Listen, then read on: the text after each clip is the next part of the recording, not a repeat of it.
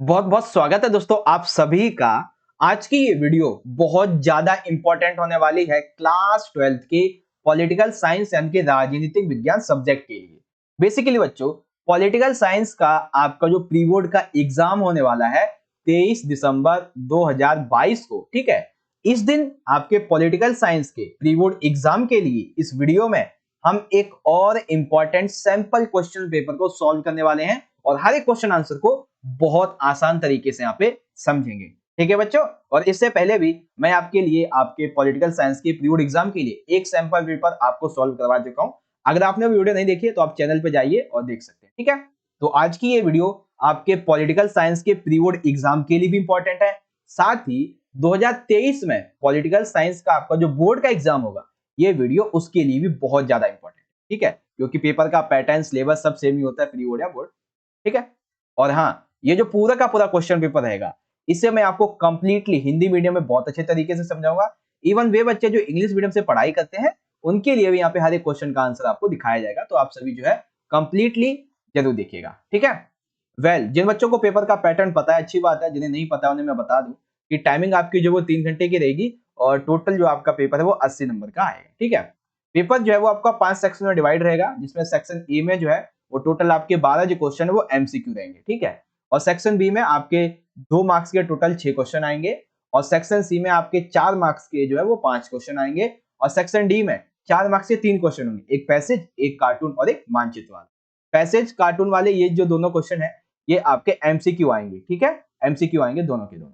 उसके बाद जो ई वाला हमारा पार्ट रहेगा ये 6 मार्क्स के टोटल 4 क्वेश्चन, ठीक है। तो जिन बच्चों ने इस पेपर का पार्ट नंबर 1 देखा है उन्हें पता होगा कि इससे पहले की जो वीडियो थी यानी कि पार्ट 1 की वीडियो, उसमें हमने सेक्शन ए बी सी और डी यानी कि क्वेश्चन 1 से लेके, ठीक है, क्वेश्चन नंबर 26 तक ये कवर अप कर लिया था। और अगर आपने पार्ट 1 का वीडियो नहीं देखा है तो आपको यहाँ पे आई बटन में लिंक दे दूंगा या फिर आप डिस्क्रिप्शन बॉक्स को चेक कर सकते हैं। आज की इस वीडियो में हम डिस्कस करेंगे हमारे 6 मार्क्स के जो 4 क्वेश्चन है इनके बारे में। ये भी कह सकते हो कि 6 मार्क्स से टोटल 8 क्वेश्चन, क्योंकि 4 में तो आपको चॉइस ही है, ठीक है ना। तो इसे 6 मार्क्स के 4 कह लो या फिर 8 कह लो, बस मतलब ये है कि समझ में आना चाहिए, सिंपल, ठीक है। तो पार्ट 2 है हमारा ये। अगर आप सभी बच्चों ने पार्ट 1 की वीडियो नहीं देखी है तो जाके देखिएगा। और हाँ, कमेंट बॉक्स में लिख के जरूर बताइएगा, आप लिखिए इस तरीके से कि पार्ट 1, ठीक है, और लिखेंगे यस, पार्ट 1 यस, इस तरीके से मुझे लिख के बताएंगे। यदि देखिए, अगर नहीं देखी है तो लिखेंगे नो, अगर नो है तो जाके दोबारा आप देख सकते हैं चैनल पे जाके, या फिर आपको डिस्क्रिप्शन बॉक्स में लिंक मिल जाएगा, ठीक है। अब जो इंग्लिश मीडियम के बच्चे हैं वो इजीली यहाँ से देख सकते हैं। एक बार मैं आपको पेपर का पैटर्न दिखा भी देता हूँ, जैसे कि हमारा जो पहला सेक्शन था मल्टीपल चॉइस क्वेश्चन वाला, ठीक है। पहला क्वेश्चन आप देख सकते हैं इस तरीके से था और हर एक क्वेश्चन मैंने आपको समझाया था, इसीलिए यहाँ पे मैं आपको अब नहीं समझाऊंगा, ठीक है। अगर आपको समझना है तो आप डिस्क्रिप्शन बॉक्स में दिए गए लिंक को क्लिक करें, वहां से जाके समझ सकते हैं। क्वेश्चन 5 और 6 जो है वो आपका कुछ इस तरीके का अभिकथन और कारण वाला आया था, ठीक है। मैं आपको समझा चुका हूँ ऑलरेडी बहुत अच्छे तरीके से। फिर हमारा यहाँ पे देख सकते हैं कि सेक्शन बी स्टार्ट हो गया था, जिसमें वेरी शॉर्ट आंसर टाइप के क्वेश्चन थे हमारे, आपातकाल के कोई 2 सबक, ठीक है, right any 2 lessons of emergency, shock therapy के 2 परिणाम, ये सारी चीजें मैं आपको समझा चुका हूँ। उसके बाद फिर हमारा सेक्शन नंबर सी स्टार्ट हो गया था। 4 मार्क्स से 5 क्वेश्चन थे बेसिकली, और हर एक क्वेश्चन का आंसर आपको कैसे करना है सारी की सारी चीजें मैं आपको समझा चुका था बहुत अच्छे तरीके, ओके। यहाँ पे जो था वो हमारा अब आ गया था सेक्शन नंबर डी, ठीक है, जिसमें पहला जो था वो गद्यांश यानी कि पैसेज बेस पे हमारा एमसीक्यू वाला था, तो वो आप देख सकते हैं इस तरीके से था। और फिर जो हमारा दूसरा क्वेश्चन था बेसिकली वो था हमारा मैप वाला। अब मैप वाले में आप देख सकते हैं आपसे इस तरीके की जानकारी दी गई थी, ठीक है। इस जानकारी के आधार पे आपको क्या करना था, इस मैप में जो है ये जो अंकित किए गए हैं इन सभी को देखना था और जानकारी के आधार पे इनको भरना था, ठीक है। तो टेबल भरने के बाद में इस तरीके की टेबल आई थी, सारी चीजें मैं आपको ऑलरेडी समझा चुका हूँ। फिर एक चित्र वाला एमसीक्यू आया था जिसे मैं आपको समझा ही चुका हूँ ऑलरेडी, ठीक है ना। तो ये आपके लिए एक बार मैंने रिवाइज करा दिया कि हमने क्या क्या पढ़ा था पिछली वीडियो में, ठीक है। शुरुआत करेंगे हम आज के अपने इस सेक्शन की, आज की इस वीडियो में। तो सेक्शन नंबर ई हमारा स्टार्ट हो चुका है, यहां से आप देख सकते हैं, ठीक है, लॉन्ग आंसर टाइप क्वेश्चन के बारे में, जिसमें से क्वेश्चन नंबर 27, 28, 29 एंड 30 सभी के सभी 6 मार्क्स के आएंगे और सभी में आपको एक एक चॉइस भी यहाँ पे मिलेगी बच्चों, ठीक है। तो पहले ही मैंने बता दिया कि हाँ भैया आपको चॉइस मिलेगी, कई बच्चों से पूछते रहते थे चॉइस मिलेगी या नहीं, ठीक है। क्वेश्चन नंबर 27 से स्टार्ट हम करेंगे। क्वेश्चन पूछा गया है, ध्यान से समझिएगा, ये क्वेश्चन बहुत इंपॉर्टेंट है, सिलेक्टेड है एंड मोस्ट रिपीटेड क्वेश्चन है ये वाला, ठीक है। भारत की आजादी के बाद चौथे आम चुनाव तक देश में किस तरीके के बदलाव आने लगे थे? दैट मीन्स जब भारत आजाद हुआ, जब भारत को स्वतंत्रता प्राप्ति हुई, तो जो स्वतंत्र चौथे आम चुनाव थे, जब ये हुए देश में, तो उससे पहले तक देश में कैसे कैसे बदलाव आ गए थे, ठीक है। अब अथवा में इसी का दूसरा वाला पार्ट है कि भारत की आजादी के बाद जो चौथे आम चुनाव हुए, उसको राजनीतिक भूकंप की संज्ञा क्यों दी गई? एक में है कि भैया देश में किस तरीके के बदलाव हुए चुनाव से पहले पहले, और एक ये है कि चुनाव जब हुए तो वो जो परिणाम निकले उन्हें राजनीतिक भूकंप की संज्ञा क्यों दी गई? ठीक है, दो क्वेश्चन है, अथवा में दे रखा है। अब एक एक करके हम समझेंगे। तो चौथा आम चुनाव कब हुआ था? बेसिकली 1967 में हुआ था। कब हुआ था? 1967। तो 1967 से पहले भारत में बहुत ही ज्यादा बदलाव हो चुके, जिसमें सबसे पहला पॉइंट आएगा दो प्रधानमंत्री की मौत। 1964 में जवाहरलाल नेहरू जी की और 1966 में लाल बहादुर शास्त्री जी की मृत्यु हुई। तो इसीलिए ये कहेंगे कि भैया दो बड़े प्रधानमंत्री की मृत्यु हुई। दूसरा, जब लाल बहादुर शास्त्री जी की मृत्यु होती है तो नए प्रधानमंत्री के रूप में किसे चुना जाता है? इंदिरा गांधी को, ठीक है। तो ये जो इंदिरा गांधी जी थी, ये काफी कम अनुभवी थी, इन्हें ज्यादा अनुभव था नहीं राजनीति का। तो एक चुनौती क्या थी भैया, कैसा बदलाव था कि नया प्रधानमंत्री जो बना, यानी इंदिरा गांधी जो प्रधानमंत्री बनी, उन्हें मंत्री पद का उतना अनुभव नहीं था, ठीक है। दो युद्धों के दौरान जो कि भारत चाइना युद्ध 1961, भारत पाकिस्तान युद्ध 1965, इस बीच ये जो युद्ध हुए थे, इसमें बहुत ज्यादा सैन्य खर्चा आया था। तो इस सैन्य खर्चे से बहुत ज्यादा आर्थिक नुकसान पहुंचा भारत, ठीक है। आर्थिक संकट बढ़ गया, कैसा भैया कि जब मानसून असफल हुआ, मानसून असफल, आप सभी को पता है कि भारत की जो कृषि है 75% मानसून पर निर्भर है। तो इसीलिए जब मानसून असफल हुआ और सूखा पड़ गया, तो सिंपल सी बात है भैया कि खेती की पैदावार में गिरावट हो गई। अब जब खेती में पैदावार ही नहीं होगी, फसल ही नहीं होगी, तो सिंपल सी बात है कि खाद्य संकट उभरेगा। खाद्य संकट उभरेगा तो फिर क्या होगा? विदेशी मुद्रा भंडार में कमी होगी, क्योंकि हमें अपना जो खाद्यान्न है उसको आयात करना पड़ेगा, जिसके लिए विदेशी मुद्रा कमी होगी। साथ ही औद्योगिक उत्पादन हो गया या फिर निर्यात हो गया, ये पूरी तरीके से गिर जाएंगे, क्योंकि जब हम खाएंगे ही नहीं तो निर्यात क्या करेंगे? दूसरे देश को देंगे क्या जब हम खुद नहीं खाएंगे, ठीक है। तो ये सब हुआ किसकी वजह से? मानसून असफल होने की वजह से, ठीक है। अब जब विदेशी मुद्रा का भंडार खत्म होने लगा, औद्योगिक पतन होने लगे, निर्यात में गिरावट आने लगी, तो इसकी वजह से भारत का जो रुपया था, भारत की जो करेंसी है, इंडियन करेंसी आईएनआर, उस रुपए का अवमूल्यन, अवमूल्यन का मतलब होता है कि किसी एक पर्टिकुलर रेशो से उसका रेशो गिर जाना। जैसे कि आर्थिक संकट की वजह से जहां पे पहले जो रेशो था एक अमेरिकी डॉलर का इंडियन रुपीस में, वो 5 रुपए था, लेकिन जब ये आर्थिक संकट आया तो अमेरिका ने मजबूरन हमसे कितना करवा लिया? 7 रुपए करवा लिया, ठीक है। अन्य कारण भी थे, जैसे कि खाद्यान्न में कमी हुई तो महंगाई बढ़ी, बेरोजगारी बढ़ी, बंद और हड़तालें बढ़ने लगी, साम्यवादी और समाजवादी पार्टी ने संघर्ष छेड़ दिया, ठीक है। साथ ही कम्युनिस्ट पार्टी जो थी एम मार्क्सवाद, इसने एक सशस्त्र कृषक विद्रोह छेड़ा, हिंदू मुस्लिम सांप्रदायिक दंगे शुरू हो गए थे, ठीक है। तो ये सारे कुछ कुछ पॉइंट हैं जो कि आप याद रखेंगे कि किस तरीके से जो 1967 के चौथे आम चुनाव हुए थे, वो मतलब कि उनसे पहले क्या-क्या बदलाव ऑलरेडी जो थे वो इंडिया में हो चुके थे, ठीक है। और जो कि ऐसे बदलाव थे जिसने भारत को और भी ज्यादा एक तरीके से हम कहते हैं कमजोर बना दिया, ठीक है। तो चौथे आम चुनाव तक देश में कुछ इस तरीके के बदलाव आ चुके थे। ओके बच्चों, आई होप आपको समझ में आ गया होगा ये बदलाव थे। अब जो इसी में हमारा सेकंड क्वेश्चन है कि चलो ये बदलाव हो गए, ठीक है। अब जब ये चुनाव हुए तब इसके जो परिणाम निकले, ठीक है, इन परिणामों को राजनीतिक भूकंप की संज्ञा क्यों दी गई? क्या ऐसे परिणाम थे भाई जिसकी वजह से इन्हें राजनीतिक भूकंप की संज्ञा दी गई? ठीक है, तो लिखेंगे इस तरीके से चौथे आम चुनाव राजनीतिक भूकंप की संज्ञा। बेसिकली देखो, फरवरी 1967 में लोकसभा और राज्य विधानसभा के चुनाव हुए। पहली बार इन चुनावों में कांग्रेस को राष्ट्रीय और प्रांतीय स्तर पर धक्का लगा। अभी तक वो चीज, कौन सी चीज? जिसे हम कहते हैं कांग्रेस प्रणाली। क्या कहते हैं उसको हम? कांग्रेस प्रणाली जो चली आ रही थी, वो अब कहीं ना कहीं टूटती हुई नजर आ रही थी, क्योंकि कांग्रेस राष्ट्रीय और प्रांतीय स्तर पर हारने लगी थी, ठीक है। कांग्रेस को जैसे तैसे लोकसभा में बहुमत तो मिल गया, ठीक है, लेकिन जो सीटें हुआ करती थी, जो वोट होते थे, ये बहुत कम मिले, ठीक है। जो कि आज तक का इस कांग्रेस प्रणाली का सबसे खराब रिकॉर्ड था। ठीक है, इंदिरा गांधी जी के मंत्रिमंडल के आधे से ज्यादा मंत्री और साथ ही कांग्रेस के बड़े बड़े दिग्गज नेता ये सभी अपनी अपनी सीट से चुनाव हार गए।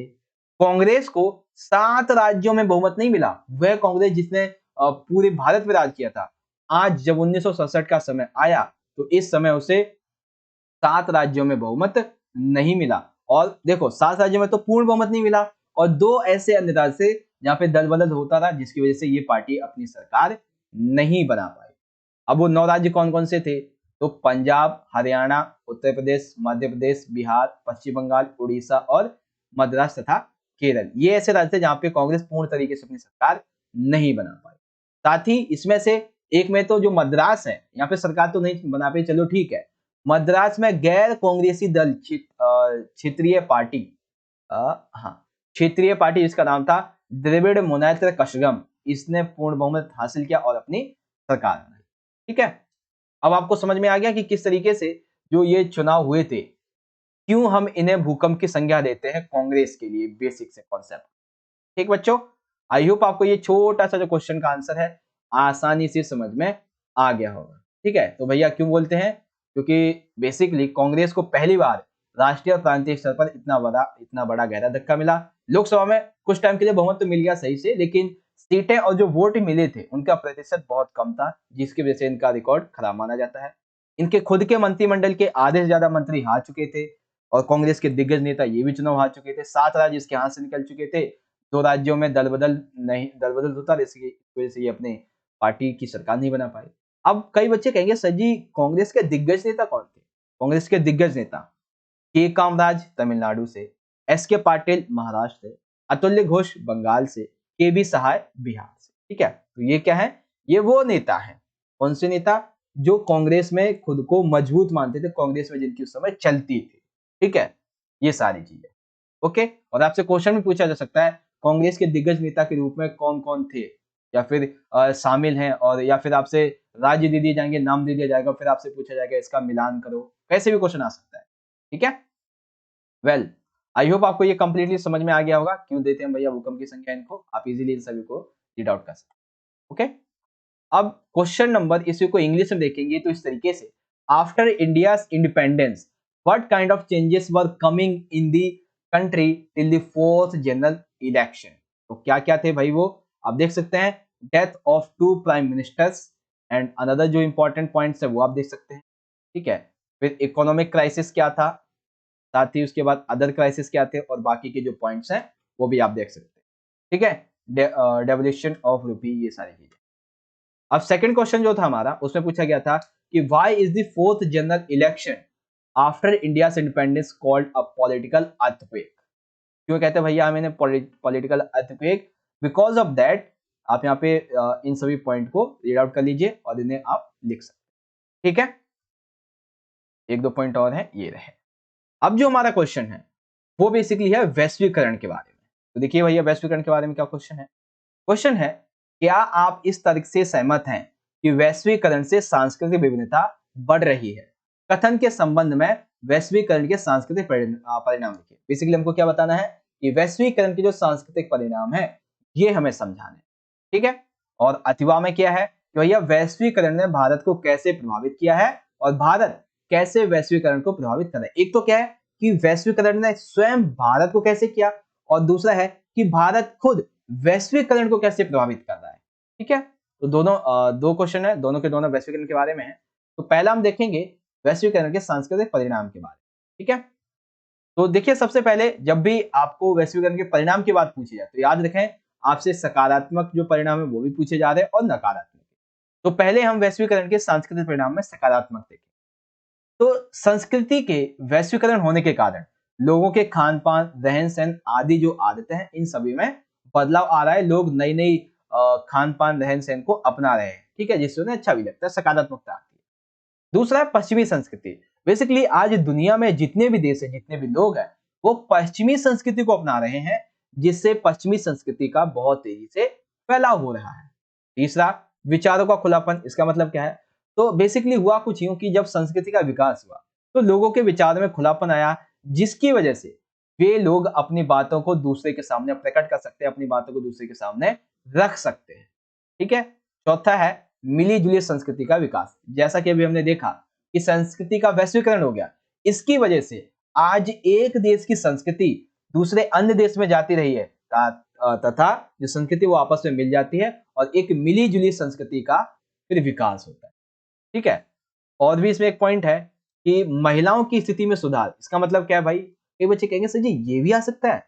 देखो, आप वैश्वीकरण की जब बात करोगे ना सांस्कृतिक लेवल पे, तो आप देखना कि ऐसा देश जहां पे महिलाओं की स्थिति अच्छी होगी, 99% वहां पे जो विकास है, जो वैश्वीकरण है, उसकी स्थिति भी अच्छी ही होगी। क्योंकि जिस समाज में महिलाओं को इज्जत नहीं मिलती है, उनको सम्मान नहीं दिया जाता है, वो देश विकास कर ही नहीं सकता है, वो समाज ही विकास नहीं कर सकता है। उनकी सोच पे पत्थर सा पड़ गया होता है। ठीक है। तो ये कहानी है। ओके। तो जब आप सांस्कृतिक परिणाम की बात करेंगे तो आप ये सभी के सभी पॉइंट इजीली लिख देंगे। ठीक है बच्चों, आई होप आपको वैश्वीकरण के सांस्कृतिक परिणाम जो थे वो समझ में आ गए होंगे। अब जो है इसके नकारात्मक परिणाम की बात करते हैं कि भैया क्या इसके नकारात्मक परिणाम हमें देखने को मिले हैं। तो जैसा कि अभी हमने देखा कि संस्कृति के वैश्वीकरण होने की वजह से लोगों के खान पान रहन सहन आदि आदि जो आदत है इनमें बदलाव आ रहा है, अच्छी बात है। लेकिन इसका सबसे बड़ा नुकसान क्या हुआ है कि लोग जो है वो अपने स्वदेश खानों की महत्वता घटती जा रही है। दैट मीन्स लोगों की अपने खुद के जो घर के खाने होते हैं, अपने देश के जो खाने होते हैं, खाना होता है, रोटी दाल सब्जी चावल, इन सभी में आज उनकी रुचि घटती जा रही है और वो अपने इस देसी खान पान को भूलते जा रहे हैं। ठीक है। जो कि उनकी संस्कृति के अंतर्गत आता है और ये अपनी संस्कृति को भूल रहे हैं। ठीक। दूसरा है पश्चिमी संस्कृति का प्रभाव हुआ। बेसिकली आज पूरी दुनिया में जो पश्चिमी संस्कृति है ये पहले तो लोग खुद ही अपना रहे थे और अब जो है बहुत सारे लोग इसको अपनाते जा रहे हैं। तो एक तरीके से ऐसा लग रहा है कि अब ये जो संस्कृति है वो लोगों पर थोपी जा रही है। इसकी वजह से लोग अपनी जो संस्कृति है वो भूलते जा रहे हैं। तीसरा है अंग्रेजी को महत्व। आप सभी को पता है कि आज के इस दौर में यदि किसी व्यक्ति को अंग्रेजी नहीं आती तो ऐसा लगता है कि भाई तू कर क्या रहा है, क्या कर रहा है, नहीं अंग्रेजी नहीं आती तो क्या कर रहा है। ठीक है। तो यही है कुछ वैश्वीकरण के बारे में कि विभिन्न देशों के बीच में अंग्रेजी इंग्लिश भाषा को इतना महत्व दे दिया जाता है कि वे कभी भी कहीं पर भी अपनी भाषा बोलने में शर्माते हैं। आप किसी को देख लेना भारतीय को, आपने बहुत एक मूवी देखी होगी। ठीक है। उसमें बेसिकली मैं नाम नहीं लेना चाहता हीरो का, बट इतना पता है कि वो जो हीरो होता है वो इंडिया का होता है। ठीक है। और फिर वो अमेरिका जाता है, कुछ सेलिब्रेशन वगैरह होता है किसी का शादी वादी का, तो वहां पे पार्टी चल रही होती है। तो एक अंग्रेज ना मतलब भारतीय संस्कृति को कुछ अपशब्द कह रहा होता है, तो वो हीरो समझ लेता है और उसे अपनी हिंदी भाषा में, अपनी हिंदी मातृभाषा में उसे समझाता है और उसे हिंदी आती है अंग्रेज को, तो अंग्रेज समझ जाता है कि हाँ ये देखने में बेसिक से देसी सा लग रहा है लेकिन ये हमारे टक्करे का बंदा है। ठीक है। आपको शायद मूवी का नाम याद भी होगा। ठीक। वेल, संस्कृति को पहचानना मुश्किल हो गया। क्यों भैया? क्योंकि संस्कृति के फैलाव के कारण मिली जुली जो संस्कृति है इसका विकास हो रहा है जिसे आज पहचानना मुश्किल है। क्योंकि अगर आप देखो एक कंट्री है यहाँ पे, मान लेते हैं इजराइल है। ठीक है। एक कंट्री है यहाँ पे इजराइल और एक कंट्री है यहाँ पे इंडिया की। तो इंडिया में ज्यादातर हिंदू है और यहाँ पे है एक पाकिस्तान। तो एक इजराइल यहूदी, पाकिस्तान में मुस्लिम और भारत में ज्यादातर हिंदू। अब ये तीनों की संस्कृति जब मिलेगी तो आप कभी पहचान सकते हो कि ये बंदा किस धर्म का, ये बंदा किस धर्म का, इसकी क्या संस्कृति? नहीं पहचान सकते। ठीक है। तो इसीलिए कहा जा रहा है कि भैया संस्कृति को पहचानना आजकल बहुत ज्यादा मुश्किल हो गया है। ठीक है। लोग अपने खान पान को, रहन सहन की आदतों को भूलते जा रहे हैं। अपने जो शिष्टाचार होते हैं, जो आदर, बड़ों का आदर वगैरह करना होता है, ये सारी चीजें तक लोग भूलते जा रहे हैं। ठीक है। तो ये वैश्वीकरण के सकारात्मक परिणाम है सांस्कृतिक, और ये नकारात्मक है। अब जो सेकंड क्वेश्चन था हमारा इसी में, वो ये था कि वैश्वीकरण ने भारत को कैसे प्रभावित किया है और स्वयं जो भारत है वैश्वीकरण को कैसे प्रभावित कर रहा है। आइए समझेंगे। तो लिखेंगे आंसर सबसे पहले हम कि वैश्वीकरण का भारत पर प्रभाव। बेसिकली देखो, हुआ कुछ यूं, हम सभी को पता है कि भारत ने वैश्वीकरण को अपनाया 1991 में। उससे पहले भारत ने बेसिकली आरक्षणवाद या फिर बेसिकली संरक्षणवाद की नीति अपना रखी थी। ठीक है। तो 1991 में वित्तीय संकट से उभरने के लिए और आर्थिक वृद्धि की ऊंची दर प्राप्त करने की इच्छा से इसने भारत ने आर्थिक सुधारों की योजना शुरू की जिसके तहत वैश्वीकरण को अपनाया। जब भारत ने वैश्वीकरण को अपनाया तो भारत का तीव्र गति से आर्थिक विकास शुरू हुआ। विकास शुरू हुआ, नए नए अवसर उपलब्ध हुए, लोगों को रोजगार मिलना शुरू हो गया, क्योंकि यहाँ पे बहुत सारी जो विदेशी कंपनियां थी और जो बड़ी बड़ी कंपनियां थी उन्होंने अपनी जगह हासिल करनी शुरू कर दी थी। विश्व राजनीति में आज के टाइम और जब वैश्वीकरण 1991 में स्टार्ट किया था उस समय भी भारत का एक महत्वपूर्ण स्थान रहा था पूरे वर्ल्ड में। मजदूर हो गए, किसान हो गए, इन सभी की स्थिति पर नकारात्मक प्रभाव भी देखा गया। घरेलू उद्योगों में नई चुनौती का आभारी हुआ। क्यों? क्योंकि ये जो बड़ी बड़ी कंपनियां आई इन्होंने घरेलू उद्योगों को छीन लिया, उनकी नौकरियों को खत्म कर दिया, उनके व्यापार को खत्म कर दिया था। क्यों भैया? क्योंकि बड़ी कंपनी एक 10 रुपए के मटेरियल बनाती है, ठीक है, और उसको मतलब कि 10 मतलब कोई 10 रुपए में इन्होंने मैन्युफैक्चर करके मटेरियल बनाया और कितनी देर में बना दिया इसे? 10 मिनट में, ठीक है। वहीं जो घरेलू उद्योग है वो उस 10 रुपए के मटेरियल को बनाने में कम से कम उन्हें 4 घंटे लगते हैं, 5 घंटे लगते हैं, 10 घंटे, 14 घंटे, ठीक है। तो क्या हुआ भैया कि कंपनी ज्यादा प्रोडक्शन करती है, अच्छी गुणवत्ता करती है, तो इससे क्या होता है, लोग जो कंपनी का ही माल खरीदेंगे, क्योंकि हम भी देखो कंज्यूमर है, कंज्यूमर को क्या चाहिए? अच्छा, सस्ता और टिकाऊ चाहिए, सबसे सस्ता, अच्छा और टिकाऊ चाहिए, तो दे देती कंपनी। इसलिए क्या हुआ, छोटे छोटे घरेलू उद्योग खत्म होने लगे। सांस्कृतिक विभिन्नीकरण, क्योंकि देखो लोगों ने विभिन्न पश्चिमी संस्कृति को अपनाया, जिसकी वजह से भारत में बहुत सारी जो संस्कृतियां थी वो यहाँ पे विकसित होने लगी। तो ये कुछ प्रभाव थे वैश्वीकरण के भारत पे। क्या क्या? सबसे पहले तो 1991 में भारत जो था वित्तीय संघर्ष से उभरने के लिए, आर्थिक वृद्धि को और ऊंचा बढ़ाने के लिए आर्थिक सुधारों की योजना की शुरुआत की 1991 में और वैश्वीकरण को अपनाया। तीव्र आर्थिक विकास हुआ, नए नए अवसर उपलब्ध हुए, रोजगार मिला, राजनीति में महत्वपूर्ण स्थान मिला, कई लोगों जो मजदूर थे, किसान थे, इन पर नकारात्मक प्रभाव पड़ा और घरेलू उद्योग में कुछ नई नई चुनौतियां सामने आई, ठीक है। संस्कृति विभिन्नीकरण हुआ, ये सारी चीजें, ठीक है। तो ये तो हो गया आधा पार्ट। अब आधा पार्ट ये है कि भारत के द्वारा वैश्वीकरण को किस तरीके से प्रभावित किया जा रहा है, ठीक है। तो सबसे पहला भैया कि सस्ते श्रम की बदौलत भारतीय कंपनियों को आउटसोर्सिंग द्वारा अधिक काम, दैट मीन्स देखो इसका मतलब ये है कि आज के टाइम पे भारत हो या फिर कोई अनदर कंट्री हो, वहां पे सस्ते श्रम में लोग मिल जाते हैं, उनके सस्ते पैसों में लेबर जो है वो मिल जाती है काम करने की।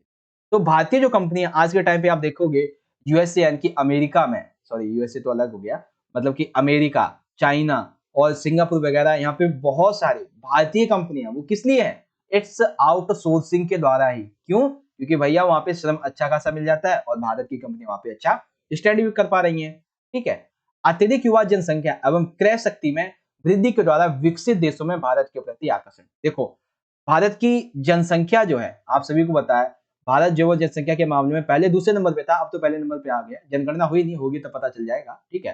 पहले दूसरे नंबर पे था, तो इसलिए ये एक तरीके से अच्छा नहीं है, लेकिन एक तरीके से अच्छा भी है। क्यों? क्योंकि अत्यधिक जो जनसंख्या है वो हमारे देश की युवा जनसंख्या जो काम कर सकती है, ठीक है। तो वो काम करती है, पैसा बनाती है, वस्तु बनाती है, जिससे क्या होता है, क्रय शक्ति में वृद्धि हुई। अब जब भारत में देखो प्रोडक्शन भी बहुत ज्यादा हो रहा है, कंज्यूम भी बहुत ज्यादा हो रहा है, तो इससे क्या होगा कि भारत की जो खुद की आर्थिक स्थिति है वो और तेजी से विकसित हो, वो इंपोर्ट भी कर पा रहा है चीजों को, ठीक है, एक्सपोर्ट भी कर पा रहा है। तो इससे क्या हो रहा है, उसकी जो स्थिति है वो और ज्यादा मजबूत होती चली जा रही है, ठीक है।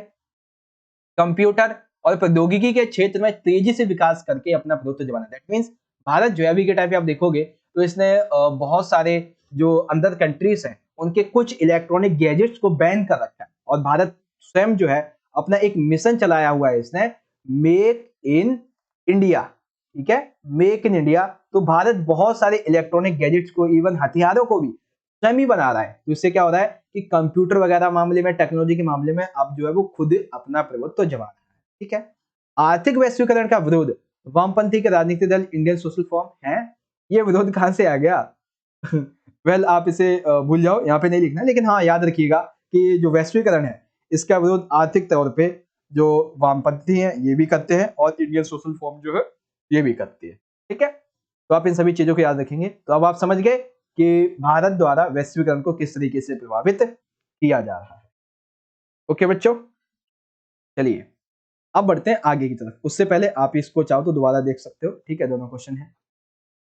अब हम बढ़ते हैं अगले की तरफ। पहले इंग्लिश में आप समझ लीजिए, यहाँ पे जो क्वेश्चन है, do you agree with the argument that globalisation is increasing cultural diversity? Yes, I agree.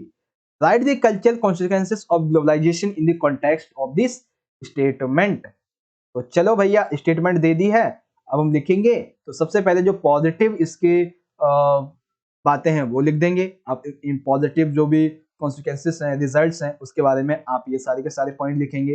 ठीक, फिर जो भी कल्चरल के कॉन्सिक्वेंसेस हैं निगेटिव, उन सभी को आप यहाँ से लिख देंगे। ये सारे पॉइंट आपके आ जाएंगे। ठीक, अब इसी प्रश्न में हमारा जो अथवा में सेकंड दिया हुआ है, क्या दिया हुआ है? दिया हुआ है बच्चों इस तरीके से कि how globalisation has affected India and how India is affecting globalisation. तो वैश्वीकरण ने भारत को कैसे प्रभावित किया और भारत स्वयं वैश्वीकरण को कैसे प्रभावित कर रहा है। ठीक है, तो पहले तो आप ये समझ लो कि इम्पैक्ट ऑफ ग्लोबलाइजेशन और ऑन इंडिया क्या क्या पढ़ते हैं इम्पैक्ट, उसके बारे में आप इन सभी पॉइंट्स को इजीली रीड आउट कर सकते हैं। ठीक है, फिर जो सेकंड पार्ट आता है कि इंडिया किस तरीके से इन्फ्लुएंस कर रहा है या फिर किस तरीके से ग्लोबलाइजेशन को बढ़ावा दे रहा है, उस संबंध में आप ये 4 पॉइंट यहाँ पे बताएंगे। ठीक है बच्चों, वेल आई होप आपको ये सारी की सारी चीजें समझ में आ गई होंगी। आगे बढ़ते हैं। क्वेश्चन नंबर है 29। ये क्वेश्चन मैं एक बार आपको करवा चुका हूँ 29 का पहला वाला, लेकिन फिर भी एक बार फिर से कराऊंगा जिसमें आप आसान तरीके से समझोगे। देखिए क्या है कि 1990 के बाद भारतीय राजनीति में आए बदलावों को संक्षेप में लिखिए। दैट मीन्स 1990 के बाद में भारतीय राजनीति में जो बदलाव आए हैं उनको आपको समझाना है। तो लिखेंगे अथवा में कि 1990 के बाद भारतीय राजनीति में मंडल मुद्दा उग्र रूप में उभरा जिसने समाज के सभी निचले तबके के लोगों को एक कर दिया। स्पष्ट कीजिए। तो एक तो क्या है जिसमें आपको सभी के सभी बदलाव लिखने हैं। ठीक है, 6 नंबर का 6 लिखेंगे और एक में केवल मंडल मुद्दे की बात करनी। ठीक है, तो अब देखेंगे यहाँ पे मैंने कुछ पॉइंट लिए हैं। सबसे पहला ये था भैया कि 1990 के दशक में कि वर्षों से चली आ रही जो कांग्रेस प्रणाली थी ये समाप्त हो गई। ठीक है, अब कई बच्चे कहेंगे सर जी कांग्रेस प्रणाली क्या है? देखो भैया अभी मैंने आपको बता ही दिया था चौथे जो आम चुनाव थे इसके बारे में, तो आपको पता भी होगा। ठीक है, वेल कांग्रेस प्रणाली का वर्ड दिया गया था राम मनोहर लोहिया जी के द्वारा। उन्होंने कहा था कि देखो कांग्रेस जो है वो इसलिए जीत जाती है क्योंकि उसकी जो विरोधी पार्टियां हैं उनका वोट वट जाता है। ठीक है, इसीलिए हमें क्या करना होगा कि यदि इसे हराना है तो हम सभी को एक होना होगा। ठीक है, और ये कांग्रेस प्रणाली जो चली आ रही थी वो खत्म हो गई। ठीक, दूसरा गठबंधन की राजनीति का उदय हुआ। जब कांग्रेस की हार हुई तो इसके साथ में भारत की दलीय व्यवस्था से उसका प्रभुत्व समाप्त हो गया और भारत में अब जो है वो बहुदलीय शासन प्रणाली का युग शुरू हो गया। क्योंकि पहले एक हम ये कह सकते हैं जब कांग्रेस जीतती ही आ रही थी तो एक ये कह सकते हैं एक दलीय व्यवस्था थी, जब ये खत्म हुआ तो गठबंधन की राजनीति सामने आई, बहुदलीय व्यवस्था बहुदलीय प्रणाली का युग जो था वो शुरू हुआ। ठीक है, राष्ट्रीय राजनीति में जनता दल, भारतीय जनता पार्टी, इन सभी की भूमिका और तेजी से बढ़ने लगी। राष्ट्रीय राजनीति में मंडल मुद्दे का उदय हुआ जिसने समाज के निचले तबके के लोगों को एक कर दिया। इसका भी एक बड़ा क्वेश्चन बनेगा, आंसर बताऊं। फिर है आगे अयोध्या विवाद। तो 6 दिसंबर 1992 को मस्जिद का ढांचा तोड़ा गया अयोध्या में। इसके कारण देश में सांप्रदायिक हिंसा फैली और फिर 1993 में मुंबई दंगे हो गए और इस विवाद की जांच के लिए एक आयोग का गठन किया गया जिसे लिब्रांकन आयोग का नाम दिया गया था। और इसी संबंध में फिर धीरे धीरे करके एक नई आर्थिक नीति अपनाई गई। तो 1991 में श्री वीपी नरसिम्हा राव के नेतृत्व में जो सरकार थी बेसिकली इनके वित्त मंत्री थे डॉक्टर मनमोहन सिंह। इन्होंने देश में एक नई आर्थिक नीति लागू की जिसके बाद आने वाली सभी सरकारों ने भी इस आर्थिक नीति को जारी रखा था बच्चों। ठीक है, समझ गए आप आसान तरीके से इस पूरे पॉइंट को? ठीक है, चलिए एक बार मैं आपको दोबारा समझा देता हूं जिन बच्चों को नहीं समझ में आया है। देखो सिंपल सा याद रखेंगे कि सबसे पहले क्या हुआ कि जो कांग्रेस प्रणाली, ठीक है, वो कांग्रेस प्रणाली जो कई सालों से चलती आ रही थी समाप्त हो गई। ठीक है, अब कांग्रेस की हार हुई तो इसकी वजह से गठबंधन की राजनीति का उदय हुआ और बहुदलीय शासन प्रणाली युग शुरू हो गया। ठीक है, राष्ट्रीय राजनीति में जनता दल साथ ही भारतीय जनता पार्टी ये बहुत तेजी से मजबूत होने लगी। राष्ट्रीय राजनीति में मंडल मुद्दे का उदय होने लगा। ठीक है, उसके बाद जो अयोध्या विवाद था एक पॉइंट आप ये लिख देंगे। फिर जो अगला विवाद था नई आर्थिक नीति वाला, ये भी 1-2 पॉइंट आप लिख देंगे। बस सिंपल सा क्वेश्चन का आंसर हो गया। ठीक है, अब देखते हैं अगला क्वेश्चन। अगला क्वेश्चन मंडल मुद्दे के बारे में था कि 1990 के बाद में भारतीय राजनीति में मंडल मुद्दा उग्र रूप में उभरा है कि बहुत तेजी से बड़ा हुआ एक तरीके से। ठीक है, तो इसने समाज के निचले तबके के लोगों को एक कर दिया, ये हमें स्पष्ट करना है। तो आइए भैया करते हैं स्पष्ट। तो लिखेंगे इस तरीके से कि 1990 के बाद भारतीय राजनीति में आए मुख्य बदलाव में मंडल मुद्दा। बेसिकली देखो 1978 में जनता पार्टी की सरकार ने दूसरा पिछड़ा आयोग का गठन किया।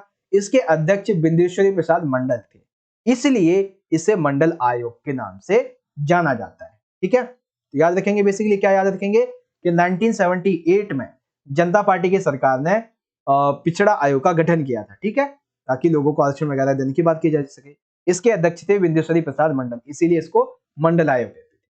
मंडल आयोग जो था इसकी मुख्य सिफारिशें दो थी।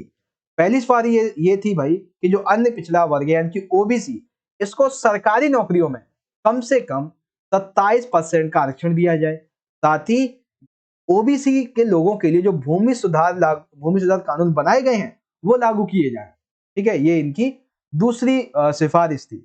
लेकिन 1990 के तत्कालीन प्रधानमंत्री श्री वीपी सिंह की सरकार ने मंडल आयोग की सिफारिशों को लागू करने की घोषणा की, और जब मंडल आयोग की ये जो सिफारिशें थी इनको लागू करने की जब इन्होंने घोषणा कर दी, तब लोगों का वो तबका जो इनसे अलग था, मंडल बेसिकली आरक्षण वगैरह से अलग था, वो क्या हुआ, मंडल मुद्दे के खिलाफ शुरू हो गया। ठीक है, उनसे अपने हिंसक प्रदर्शन वगैरह करने शुरू कर दिए थे।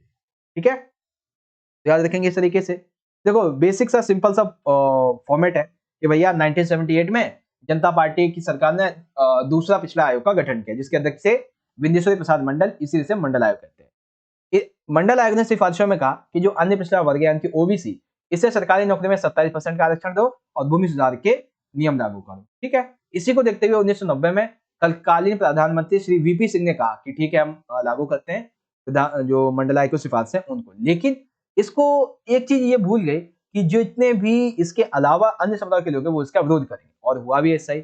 जब विरोध हुआ दैट मीन्स जब इसका क्रियान्वयन किया गया तो इसके बहुत से परिणाम देखने को मिले। क्या क्या परिणाम देखने को मिले, तो आरक्षण के विरोध में उत्तर भारत के शहर में ज्यादातर व्यापक तौर पे हिंसक प्रदर्शन, यहाँ पे उत्तर भारत की बात हो रही है। ठीक है, यहाँ पे छात्रों के द्वारा हड़तालें शुरू कर दी गई, धरना प्रदर्शन किया गया। ठीक है, सरकारी संपत्ति को नुकसान पहुंचाया जाने लगा। ठीक है, परंतु इस विरोध का सबसे अहम पहलू बेरोजगार युवाओं व छात्रों द्वारा आत्मदाह तथा आत्महत्या जैसी घटनाएं थी। यानी कि जब मंडल मुद्दे की वो जो सिफारिशें थी वो लागू करने की बात हुई, तो आरक्षण के इस विरोध के रूप में उत्तर भारत में बहुत ज्यादा हिंसा हुई। छात्रों ने हड़ताल, धरना प्रदर्शन ये सभी करने शुरू कर दिए। बहुत सारे अन्य समुदाय के लोग शामिल हुए जिन्होंने सरकारी संपत्ति को नुकसान पहुंचाया। ठीक है, इसी बीच विरोध का सबसे बड़ा अहम पहलू ये था कि लोग जो थे वो क्या करते थे, स्वयं को आत्मदाह कर लेते थे, खुद मर जाते थे या फिर लोगों को मार दिया करते।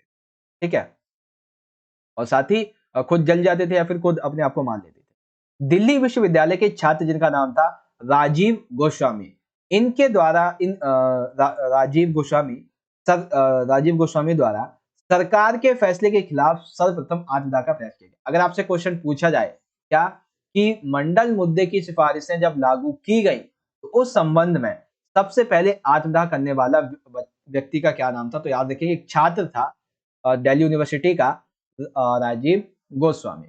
ठीक है, अब ये जो विरोधी थे जो मंडल मुद्दे का विरोध कर रहे थे, इनका तर्क था कि भाई जातिगत आधार पर आरक्षण समानता के अधिकार के खिलाफ है। यानी कि यदि आप जाति के आधार पर लोगों को आरक्षण देते हो तो भैया संविधान में एक अधिकार है हमारा समानता का अधिकार, जिसमें जाति के आधार पर भेदभाव है, तो ये गलत हो जाएगा। ठीक है, ये विरोधियों का कहना है। साथ ही तमाम विरोध के बावजूद भी 1993 में तत्कालीन प्रधानमंत्री वीपी सिंह के द्वारा ये सिफारिशें पूर्ण रूप से लागू हुई। पहले तो हिंसक आंदोलन होते थे, जब घोषणा की कि हम लागू कर देंगे, आंदोलन वगैरह हुए, लेकिन इन आंदोलन का कोई प्रभाव नहीं पड़ा, ज्यादा कुछ देखा नहीं गया, इसलिए क्या हुआ कि दोबारा से मतलब इनको लागू कर दिया गया था। ठीक है, तो ये आपका क्वेश्चन नंबर 29 कंप्लीट हो गया, और दोनों क्वेश्चन मैंने आपको समझा दिया 29 के। ठीक है, ये रहे। ओके, तो 1990 के बाद भारतीय राजनीति में किस किस तरीके के बदलाव आए थे, उन सभी को आप इजीली यहां से देख सकते हैं। और 1990 के बाद भारतीय राजनीति में मुख्य प्रकार के रूप में मंडल मुद्दा क्या था, इसकी सिफारिशें क्या थी, और इसका क्रियान्वयन जब किया गया तो क्या क्या इसके परिणाम। ओके, इंग्लिश में देखेंगे इस तरीके से, right in the brief changes in Indian politics after 1990। तो क्या थे भैया changes in Indian politics after 1990, तो देख सकते हैं यहाँ पे सबसे पहला पॉइंट है ए, बी, सी, डी, ई, इन सभी को आप पढ़ सकते हैं, और सबसे आखिरी जो है वो है हमारा एफ वाला इस, ठीक है। तो ये कंप्लीट हो गया आपका, आई होप आप समझ गए होंगे अच्छे तरीके से। अब इसी में जो हमारा सेकंड क्वेश्चन है, क्वेश्चन इज दैट कि after 1990 the mandalists emerge in a fierce from in Indian politics which united all the people from the lower start of the society, explain. बिल्कुल करेंगे एक्सप्लेन।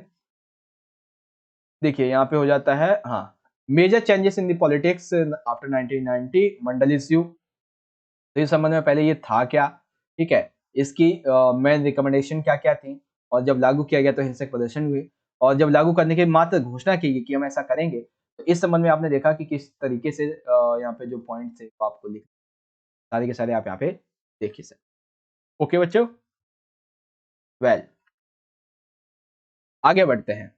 अब आ गया है हमारा क्वेश्चन नंबर 30 में पूछा गया है संयुक्त राष्ट्र संघ के अतिरिक्त कई अंतरराष्ट्रीय संस्थाएं एवं गैर सरकारी संगठन हैं जो निरंतर विश्व में अपना योगदान दे रही हैं, स्पष्ट कीजिए। दैट मीन्स यूएनओ के अलावा और भी कई अंतरराष्ट्रीय संस्थाएं हैं जो कि एक गैर सरकारी संगठन है, लेकिन वो भी अपना विश्व में योगदान दे रही हैं। आइए एक एक करके समझते हैं। तो संयुक्त राष्ट्र संघ के अतिरिक्त कई अंतरराष्ट्रीय संस्थाएं एवं गैर सरकारी संगठन हैं जो निरंतर अपने उद्देश्यों को पूर्ण करने में लगे हुए हैं, ठीक है, जिसमें सबसे पहला है IMF, इंटरनेशनल मॉनेटरी फंड, अंतरराष्ट्रीय मुद्रा। अंतरराष्ट्रीय स्तर पर वित्त व्यवस्था की देखरेख करना एवं वित्तीय तथा तकनीकी सहायता मुहैया यदि किसी को चाहिए मुहैया करवानी है तो कौन देखता है, IMF देखता है, इंटरनेशनल मॉनेटरी फंड, क्योंकि हर जगह तो यूएनओ खुद उठ के नहीं जा सकता, वो अपने अन्य जो एजेंसियां हैं उनके लोगों को ही तो भेजेगा, है ना, ये चीज थी। फिर है विश्व बैंक, तो बेसिकली मानव के विकास, जिसमें शिक्षा स्वास्थ्य का विकास आता है, ये शामिल है। तो मानव के विकास, साथ ही कृषि और ग्रामीण विकास के संबंध में, पर्यावरण की सुरक्षा के संबंध में, आधारभूत ढांचा तथा सुशासन के संबंध में WB, वर्ल्ड बैंक जो था, ये कार्य करता है, ठीक है। तो एक एक करके सारी चीजें आपको समझ में आ रही हैं। डब्ल्यू बैंक की बात हो गई, फिर यहाँ पे जो है एमनेस्टी इंटरनेशनल की बात हो जाएगी, जिसमें ये बताया गया है कि ये एक स्वयंसेवी संगठन है और पूरे विश्व में मानवाधिकारों की रक्षा के लिए ये अभियान चला। बेसिकली क्या है, स्वयंसेवी संगठन है और अधिकारों की रक्षा के लिए अभियान चला, ठीक है। फोर्थ है विश्व व्यापार संगठन यानी कि WTO। बेसिकली अंतरराष्ट्रीय स्तर पर व्यापार के जो नियम वगैरह हैं, जो विवाद है, उन सभी का कार्य कौन संभालता है, विश्व व्यापार संगठन। अंतरराष्ट्रीय आणविक ऊर्जा एजेंसी यानी कि international Atomic Energy Agency, IAEA, ये संगठन पारमाणविक ऊर्जा के शांतिपूर्ण उपयोग को बढ़ावा देने और सैन्य उद्देश्य में इसके इस्तेमाल रोकने की कोशिश करता है, ठीक है। तो IAEA समझ गए, बेसिकली ये क्या है, ये एक परमाणविक ऊर्जा एजेंसी है जो क्या करती है, ये संगठन परमाणु ऊर्जा का शांतिपूर्ण रूप से उपयोग करना, साथ ही उसका जो इस्तेमाल है वो सही उद्देश्य के लिए किया जाए, ये तय करना होता है, ठीक है। फिर है ह्यूमन राइट्स वॉच, ये क्या है, ये भी एमनेस्टी इंटरनेशनल की तरह एक स्वयंसेवी संगठन है और ये मानवाधिकारों की वकालत करता है, उनसे संबंधित अनुसंधान करने वाले अंतरराष्ट्रीय स्वयंसेवी संगठन को रिपोर्ट वगैरह देते हैं, ये सारी चीज, ठीक है। उसके बाद है अंतरराष्ट्रीय रेड क्रॉस सोसाइटी, यह सोसाइटी युद्ध और आंतरिक हिंसा के सभी पीड़ितों की सहायता तथा सशस्त्र हिंसा पर रोक लगाने वाले नियमों को, कानूनों को लागू करने का प्रयास है। बेसिकली देखो, अंतरराष्ट्रीय red Cross society, red cross यानी कि खतरा, तो बेसिकली यह सोसाइटी जो है वो युद्ध और किसी देश में आंतरिक हिंसा है तो उसके संबंध में जो पीड़ित लोग हैं इनकी सहायता करती है, और जो हिंसा हो रही है उस पर रोक लगाने के लिए नियमों को लागू करने का प्रयास करती है। फिर है ग्रीन पीस, तो 1971 के स्थापित ग्रीन पीस फाउंडेशन विश्व समुदाय को पर्यावरण के प्रति संवेदनशील बनाने तथा पर्यावरण संरक्षण हेतु कानून बनाने के लिए दबाव डालने का कार्य करती है। सिंपल सा क्या मतलब हुआ भैया इसका मतलब ये हुआ, जो ग्रीन पीस है ये 1971 में बनी थी।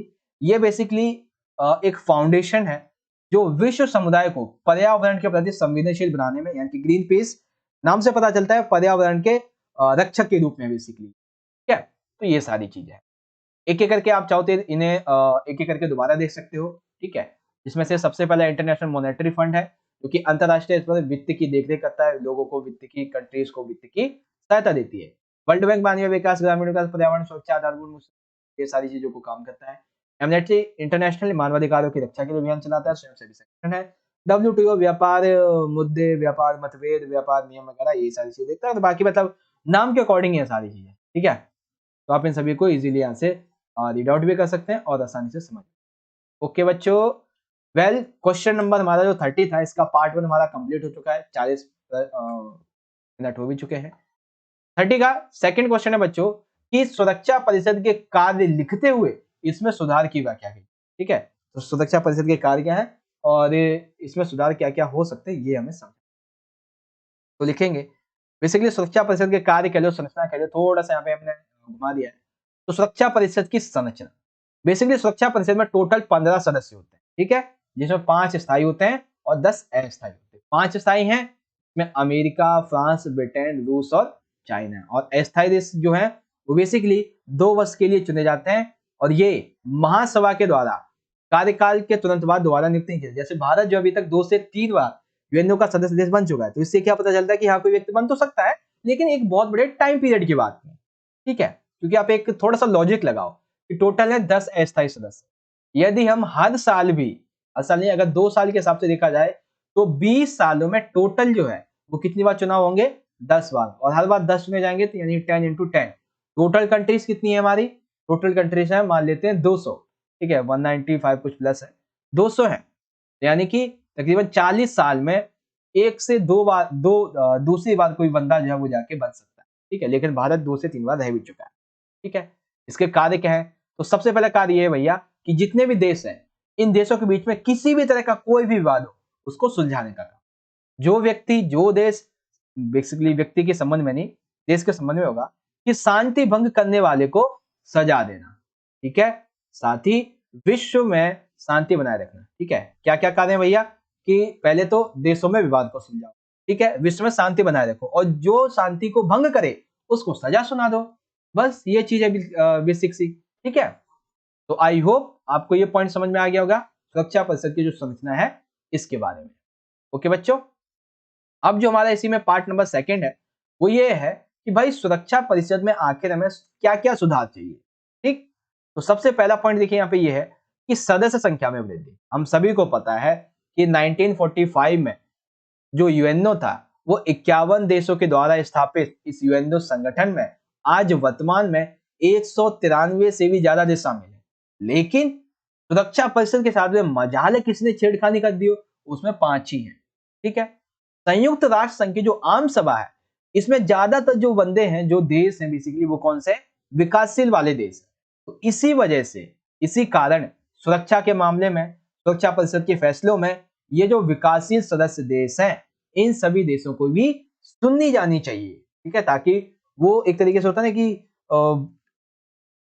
अपने आप को आत्मसम्मानित महसूस करें, ठीक है ना। फिर है असमान प्रतिनिधित्व, तो इसका मतलब क्या है, देखो कई महाद्वीप, अमेरिका महाद्वीप में अमेरिका, यूरोपीय महाद्वीप से 3 देश हैं, एक है फ्रांस, रूस और ब्रिटेन, और एशिया महाद्वीप से केवल चीन लिए गए। दैट मीन्स यहाँ पे टोटल जो है वो कुछ 3 महाद्वीप हैं जिनसे जो कंट्रीज है वो यूएनओ में शामिल है, सुरक्षा परिषद सिक्योरिटी काउंसिल में। लेकिन बाकी 4 महाद्वीपों का क्या, एक में तो चलो जीवन ही नहीं है पूरी तरीके से, जीवन तो है लेकिन बट वहां पे कोई जिंदा रह नहीं सकता ज्यादा टाइम तक बिना किसी इक्विपमेंट वगैरह के, अंटार्कटिका की बात हो रही है, ठीक है। वहीं दूसरी ओर अफ्रीका हो गया या फिर ऑस्ट्रेलिया महाद्वीप हो गया, यहां से कहां भाई कोई भी देश दिखता ही नहीं है यहां से, ठीक है। लेकिन जापान, भारत, जर्मनी, ब्राजील, ये सभी इसके सुरक्षा परिषद की स्थायी सदस्यता प्राप्त करने के प्रबल हकदार है। और अभी वर्तमान में आपने करंट अफेयर में भी देखा होगा कि भारत के लिए सुरक्षा परिषद में स्थायी सदस्यता प्राप्त करवाने के लिए बात चलती रहती है, ठीक है। निषेध अधिकार की समाप्ति, ये बहुत इंपॉर्टेंट है।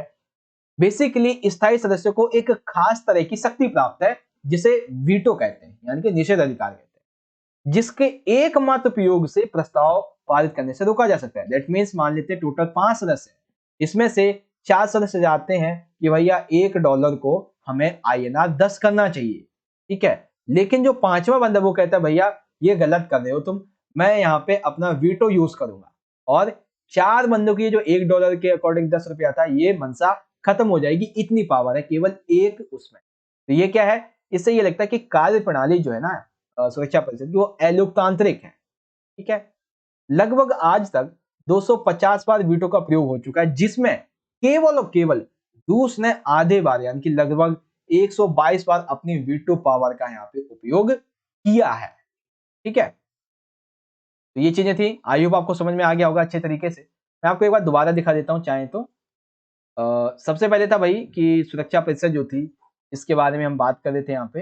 हाँ देखो, सुरक्षा परिषद के जो सदस्य वगैरह इसकी बात हो रही थी, 15 सदस्य, 5 स्थायी 10 स्थायी। के कार्य क्या है? देश के विवादों को सुलझाना, विश्व में शांति बनाए रखना, जो शांति भंग करे उसे सजा देना। ठीक है, और क्या क्या सुधार चाहिए? तो इसके सदस्य की संख्या में सुधार करो, S1 प्रतिनिधित्व है, अन्य माध्यम से भी लोगों को लिया जाना चाहिए, और निश्चित अधिकार वीटो शक्ति को भी समाप्त करो। ये सारी, ठीक है। अब इसी क्वेश्चन को आप इंग्लिश में देख सकते हैं।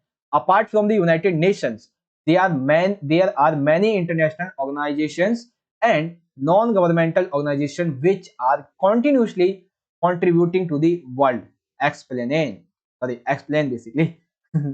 well, सेम चीज हमने वही लिख दी है। उसके बाद IMF, WB, एमनेस्टी इंटरनेशनल के बाद World Trade Organization WTO, International Atomic Energy Agency IAEA, Human Rights Watch, International Red Cross Society, ठीक है, ग्रीन पीस, ये सारी चीजें आप लिख देंगे। ठीक है, तो पहले तो पॉइंट ABCD आप ये देखिए। ठीक है, उसके बाद में जो बाकी के पॉइंट पढ़ते हैं वो आप यहाँ से ये देख सकते। ठीक है, ओके।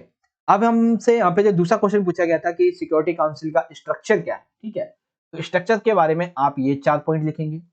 ओके, उसके बाद जो दूसरा क्वेश्चन इसी में ऐड है कि सिक्योरिटी काउंसिल के संबंध में हमें किन किन रिफॉर्म्स की आवश्यकता है, तो वो रिफॉर्म्स क्या क्या थे इनके बारे में है। इसमें से सबसे पहले देखो बच्चों ये है कि increase the number of members in the security council. ठीक, उसके बाद unequal representation and abolition of veto, निषेधाधिकार की समाप्ति। तो ये सारी चीजें, ठीक है।